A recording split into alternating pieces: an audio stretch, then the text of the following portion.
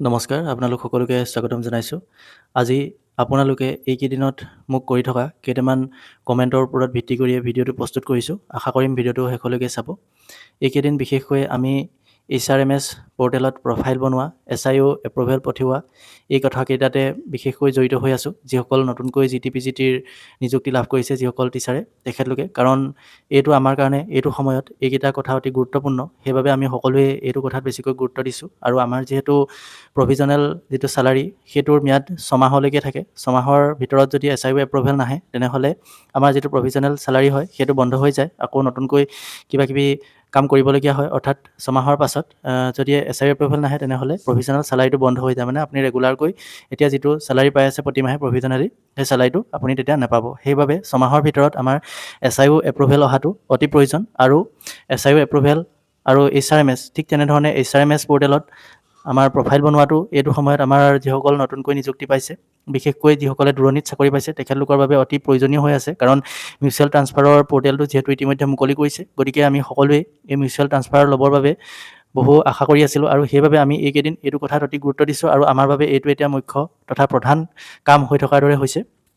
আৰু এইখিনিতে মই আগত যিটো HRMS পৰ্টেলত প্ৰফাইল বনোৱাৰ ওপৰত যিটো ভিডিঅ' দিছিলোঁ, তাত আপোনালোকে সঘনাই কেইটামান কমেণ্ট কৰিছিলে। সেইকেইটা হৈছে যে SIO এপ্ৰুভেল নহাকৈ আমি HRMS পৰ্টেলত প্ৰফাইল বনাব পাৰিম নে নোৱাৰিম, এইটো আপোনালোকে কেইবাজনেও কমেণ্ট কৰিছিলে। আৰু ইয়াৰ উত্তৰটো হৈছে যে আপোনালোকে SIO এপ্ৰুভেল নহাকৈও HRMS পৰ্টেলত প্ৰফাইল বনাব পাৰিব। প্ৰফাইলটো আপোনালোকে এতিয়াই বনাবই লাগিব। যিসকলে মিউচুৱেল ট্ৰান্সফাৰ ল'ম বুলি ভাবিছে তেখেতলোকে প্ৰফাইলটো এতিয়াই বনাওক।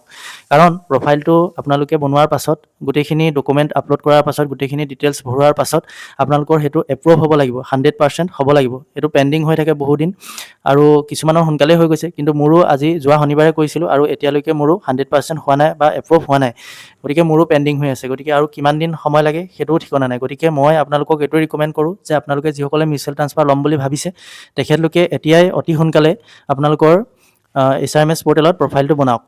আৰু এটা কথা, আমাৰ HRMS পৰ্টেলত আমাৰ প্ৰফাইলটো বনাওঁতে আমাৰ কিছুমান ভুল হৈ যোৱাৰ আশংকা থাকে। ভুলবোৰ আমাৰ অজানিতে হৈ যায়, বা কিছুমান ডিটেইলছ আমি এতিয়া যিখিনি ভৰাইছোঁ পাছত আমি মিউচুৱেল যেতিয়া ফাইনেল এপ্লাই কৰিম সেইটো সময়ত আমাৰ কিছুমান ডাটা আমি আকৌ মডিফাই কৰিবলগীয়া হয় বা সলাবলগীয়া হয়। গতিকে সেইটো বহুতৰ ক্ষেত্ৰত তেনেকুৱা হ'ব। গতিকে সেইটো এটা কথা থাকে, আকৌ আপোনালোকে এডিট কৰিবলগীয়া হয়। আৰু এডিটটো তেতিয়াহে কৰিব পাৰিব যেতিয়া আপুনি এবাৰ ফাইনেল ছাবমিট কৰাৰ পাছত যেতিয়া পেণ্ডিং হৈ থাকিব তেতিয়া আপোনালোকে তাত কোনো এডিট কৰিব নোৱাৰে। কিন্তু যেতিয়া 100% হৈ এপ্ৰুভ হৈ যাব আপোনাৰ প্ৰফাইলটো, তেতিয়াহে আপোনালোকে তাত এডিট বা ৰি এডিট কৰিব পাৰিব। আকৌ ৰি এডিট কৰিলে আকৌ আপোনাৰ সেই প্ৰফাইলটো 50% হৈ যাব, আকৌ আপোনাৰ পেণ্ডিং হৈ থাকিব। আপুনি আকৌ অলপ দিন ৰ'ব লাগিব, আকৌ আপোনাৰ 100% হ'ব, এপ্ৰুভ হ'ব। গতিকে প্ৰচেছটো অকণমান দীঘলীয়া হয়। আৰু আমাৰ SIO এপ্ৰুভেল অহাৰ পিছত আমি এইখিনি কৰিবলৈ থ'লে যথেষ্ট দেৰি হৈ যাব।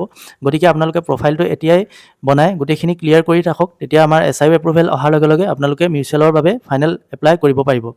আৰু এইখিনিতে আমাৰ এতিয়া অতি চিন্তনীয় এটা বিষয় হৈছে যে মোলৈ সেইদিনাখন এজনে কমেণ্টো কৰিছিলে যে তেওঁ নতুনকৈ নিযুক্তিপ্ৰাপ্ত, আৰু তেখেতে যেতিয়া মিউচুৱেল পৰ্টেলত, মিউচুৱেল ট্ৰান্সফাৰৰ যিটো পৰ্টেল আমাৰ টিচাৰ ট্ৰান্সফাৰ মেনেজমেণ্ট যিটো পৰ্টেল, অৰ্থাৎ HRMS পৰ্টেলত যেতিয়া তেখেতে মিউচুৱেলৰ বাবে এপ্লাই কৰিছে তেতিয়া তাত শ্ব' কৰিছে যে এজন টিচাৰে মিনিমাম এটা ডিষ্ট্ৰিক্টত তেখেতে 2 বছৰ চাকৰি কৰিব লাগিব। কিন্তু এইটো মই ভাবোঁ এটা আমাৰ পৰ্টেলটোৰ এটা আপডেশ্যন হ'বলৈ বাকী আছে।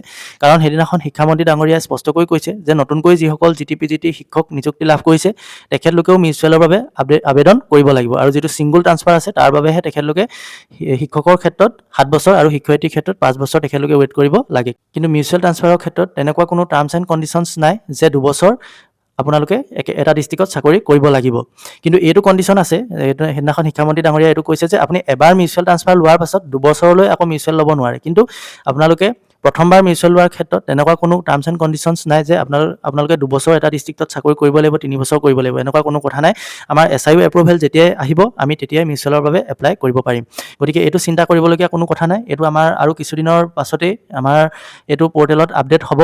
যিটো এতিয়া আমাৰ কিছুমান অসুবিধা হৈ আছে, তেওঁলোকৰ টেকনিকেল কিবা প্ৰব্লেম হৈ আছে। কাৰণ তেখেতলোকে এইটো ডিটেক্ট কৰিবলগীয়া হৈছে যে 2 বছৰ যিসকলৰ হোৱা নাই মিউচুৱেল লোৱাৰ, তেখেতলোকেও যাতে ইয়াত এপ্লাই কৰিব নোৱাৰে, সেইটো ডিটেক্ট কৰাৰ কাৰণে এতিয়া গোটেইখিনিয়ে আচলতে সেইটো শ্ব' কৰিছে। গতিকে সেইখিনি আপোনালোকে এতিয়া চিন্তা কৰিব নালাগে, আপোনালোকে প্ৰফাইলটো বনাই ৰাখক। আমাৰ যিহেতু অধিক সংখ্যকৰে এতিয়া SIO এপ্ৰুভেল অহা নাই, আৰু যিহেতু মিউচুৱেল ট্ৰান্সফাৰৰ যিটো পৰ্টেল সেইটো খোলা থাকিব, গতিকে আপোনালোকে চিন্তা কৰিব নালাগে। এইটো পৰ্টেলৰ আপডেশ্যন হ'ব, আৰু তেতিয়া আমি যিসকলে নতুনকৈ নিযুক্তি লাভ কৰিছোঁ তেখেতলোকে আমি এপ্লাই কৰিব পাৰিম।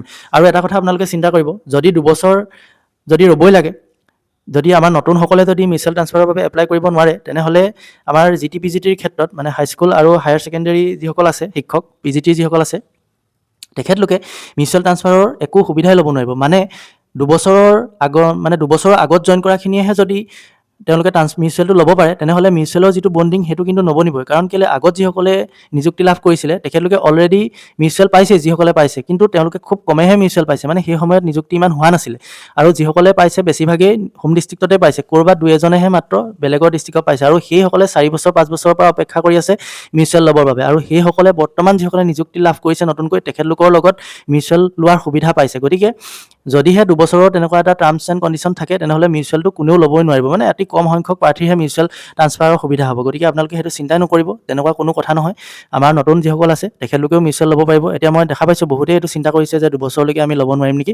তেনেকুৱা কোনো কথা নাই। আপোনালোকে প্ৰফাইলটো মাত্ৰ বনোৱাত এইকেইদিন গুৰুত্ব দিয়ক আৰু SIU এপ্ৰুভেলৰ ওপৰত গুৰুত্ব দিয়ক। কেনেকৈ শুদ্ধভাৱে কামখিনি কৰি অতি কম দিনৰ ভিতৰতে SIU এপ্ৰুভেলটো আপোনালোকে আনিব পাৰে সেইটোৰ ওপৰত গুৰুত্ব দিয়ক। বাকী এইটো যিটো পৰ্টেলত যিটো এতিয়া প্ৰব্লেম দেখাই আছে 2 বছৰৰ যিটো প্ৰব্লেম সেইটো আমাৰ অতি সোনকালে ছল্ভ হ'ব আৰু এইটো পৰ্টেলত আপডেশ্যন হ'ব। আৰু এটা কথা, এতিয়া এজনে কমেণ্ট কৰিছিলে যে এছিষ্টেণ্ট টিচাৰ আৰু গ্ৰেজুৱেট টিচাৰৰ প্ৰব্লেমটো কেনেকৈ ছল্ভ কৰিম আচলতে। আৰু এইটোৰ কাৰণে এইটো মানে এনেকুৱা হৈছে, আমাৰ যিবোৰ স্কুল আছিলে আগৰ পোষ্টটো আছিলে এছিষ্টেণ্ট টিচাৰ বুলি আৰু আমাৰ পোষ্ট গ্ৰেজুৱেশ্যন নাম্বাৰটো এছিষ্টেণ্ট টিচাৰ বুলিয়ে চেংচন হৈ আছে। গতিকে এতিয়া আমাৰ ফিন আছামত যেতিয়া DDO লগইন কৰা হয়, DDO লগইন কৰি যেতিয়া SIU এপ্ৰুভেল পঠিয়াবলৈ লোৱা হয় তেতিয়া তাত টিচাৰ কেটেগৰীত গ্ৰেজুৱেট টিচাৰটো শ্ব' নকৰে, তাত এছিষ্টেণ্ট টিচাৰ বুলি ওলায়। কিন্তু আমি যদি এছিষ্টেণ্ট টিচাৰ বুলি দি পেলাই যদি SIU এপ্ৰুভেল পঠিয়াওঁ তেনেহ'লে আমাৰ SIU এপ্ৰুভেলটো ৰিজেক্ট কৰে। কাৰণ আমাৰ যিবোৰ নিযুক্তি আছে, আমাৰ এতিয়া যিখিনি নিযুক্তি দিছে সেইখিনিৰ আমাৰ যিটো ডেজিগনেশ্যন, যিটো টিচাৰ কেটেগৰীটো হৈছে গ্ৰেজুৱেট টিচাৰ আৰ্টছ বা গ্ৰেজুৱেট টিচাৰ ছায়েন্স বা গ্ৰেজুৱেট টিচাৰ, এনেকৈ গ্ৰেজুৱেট টিচাৰ বুলি আছে, এছিষ্টেণ্ট টিচাৰ বুলি নাই। এইটো মিছমেচ হৈ যায়। গতিকে প্ৰথমতে আমি যিবোৰ স্কুলত গ্ৰেজুৱেট টিচাৰ বুলি নাই, এছিষ্টেণ্ট টিচাৰ মানে DDOত গ্ৰেজুৱেট টিচাৰটো শ্ব' নকৰে, তেখেতলোকে প্ৰথমতে DDOৰ প্ৰফাইলত গ্ৰেজুৱেট টিচাৰটো আনি ল'ব লাগিব। তাৰ বাবে আপোনালোকৰ যিসকল কেৰাণী আছে তেখেতলোকক ক'ব, কৈ পেলাই এটা ফৰ্মেট আছে, এক্সেলৰ এটা ফৰ্মেট আছে, আপোনালোকে নিশ্চয় পাইছে, যিটো ট্ৰেজাৰীৰ জৰিয়তে যিটো আমি পষ্টটো কনভাৰ্ট কৰিব পাৰোঁ, সেই কনভাৰ্চনৰ যিটো ফৰ্মেট আছে তাত আপোনালোকে গোটেইখিনি ফিল আপ কৰিব, পোষ্ট গ্ৰেজুৱেশ্যন নাম্বাৰৰ পৰা আদি কৰি আপোনাৰ তাত যিখিনি কলম আছে সেইখিনি ফিল আপ কৰিব। ফিল আপ কৰি পেলাই আপোনালোকে DDO চাইন কৰাব লাগিব, তাৰপিছতে ISৰ চাইন কৰাব লাগিব সম্ভৱ, ISৰ চাইন কৰাই পেলাই তাৰপিছতে ট্ৰেজাৰীত জমা দিব লাগিব। আৰু ট্ৰেজাৰীয়ে যেতিয়া সেইখিনি অনলাইন সেইখিনি কাম কৰি দিব আৰু ট্ৰেজাৰীত যেতিয়া সেইটো আপডেশ্যন কৰি দিব তেতিয়া আপোনাৰ স্কুলৰ DDOৰ একাউণ্টত, DDOৰ প্ৰফাইলত তেতিয়াহে এই গ্ৰেজুৱেট টিচাৰটো শ্ব' কৰিব আৰু তেতিয়াহে আপোনাৰ SIU এপ্ৰুভেলটো একচেপ্ট হ'ব। গতিকে সেইখিনি কথা এবাৰ চাই ল'ব। মই যিহেতু কথাখিনি গোটেইখিনি ইমান বেছি গুৰুত্ব দিবলৈ পোৱা নাই, কামখিনি আমিও কৰিছোঁ, আমাৰো এছিষ্টেণ্ট টিচাৰ হৈ আছে, আমাৰো এইটো 77 চনৰে যিটো পোষ্ট গ্ৰেজুৱেশ্যন নাম্বাৰ তাতে আমি এপইণ্টমেণ্ট লাভ কৰিছোঁ। গতিকে আমাৰো এইটো এছিষ্টেণ্ট টিচাৰ বুলিয়ে আছে পোষ্টটো, আৰু যিজন আমাৰ পোষ্ট গ্ৰেজুৱেট আছে তেখেতৰো এইটো ছাবজেক্ট টিচাৰ বুলি আছে। গতিকে আমাৰ 2টা পোষ্টেই কনভাৰ্ট কৰিবলগীয়া হৈছে গ্ৰেজুৱেট টিচাৰ আৰু পোষ্ট গ্ৰেজুৱেট টিচাৰলৈ, আৰু আমাৰ কামখিনি কেৰাণীয়ে কৰি আছে। গতিকে ইমান বেছি গুৰুত্ব দিব পৰা নাই কামখিনিত, কিন্তু এইটোৱে জানো যে আমাৰ সেইখিনি প্ৰথমতে তেওঁলোকে DDO চাইন কৰাইছে। DDO মানে আমাৰ যিজন প্ৰিন্সিপাল বা হেডমাষ্টাৰ যিজন হয় আপোনাৰ স্কুলৰ, সেইজনেই DDO হয়, তেওঁ চহী কৰাব লাগিব। তাৰপাছতে ISৰ চহী কৰাই ট্ৰেজাৰী অফিচত চহী কৰাই মেলি ট্ৰেজাৰী অফিচতে সেইখিনি অনলাইন কাম কৰিব লাগে, তেতিয়া আপোনাৰ DDO একাউণ্টত সেইটো শ্ব' কৰে। গতিকে আপোনালোকেও সেইটো আইডিয়া লৈ পেলাই, যাৰ হোৱা নাই, আপোনালোকে একো আইডিয়া পোৱা নাই, আপোনালোকে কেৰাণীৰ লগত কথা পাতক। তাৰপিছতে যদি কেৰাণীয়ে কথা পাতিবলৈ নিবিচাৰে, কিছুমান পুৰণা হ'লে তেখেতলোকে কথাখিনি বুজি নাপায় আচলতে, এছিষ্টেণ্ট টিচাৰ বুলিয়ে কৈ থাকে। গতিকে আপোনালোকে সেইটো ট্ৰেজাৰী অফিচৰ লগত কথা পাতিব লাগিব ডাইৰেক্ট, আৰু আপোনালোকে যিমান পাৰে সিমানেই কেৰাণীজনক আপোনালোকে বুজাব এইটো ক্ষেত্ৰত। আৰু আপোনালোকৰ যদিহে এছিষ্টেণ্ট টিচাৰ হৈ আছে পোষ্ট গ্ৰেজুৱেশ্যন নাম্বাৰটো যদি এছিষ্টেণ্ট টিচাৰ হৈ আছে তেনেহ'লে আপোনালোকে কিন্তু গ্ৰেজুৱেট টিচাৰ বুলি দি থাকিলে আপোনাৰ সেইটো নহ'ব। গতিকে আপোনালোকে সেইখিনি চাই ল'ব। বাকী আজিৰ ভিডিঅ'টো ইমানেই আছিলে, আৰু আপোনালোকৰ যদি কিবা সুধিবলগীয়া থাকে তেনেহ'লে কমেণ্ট কৰি জনাব পাৰে। আজিলৈ ইমানেই, ধন্যবাদ।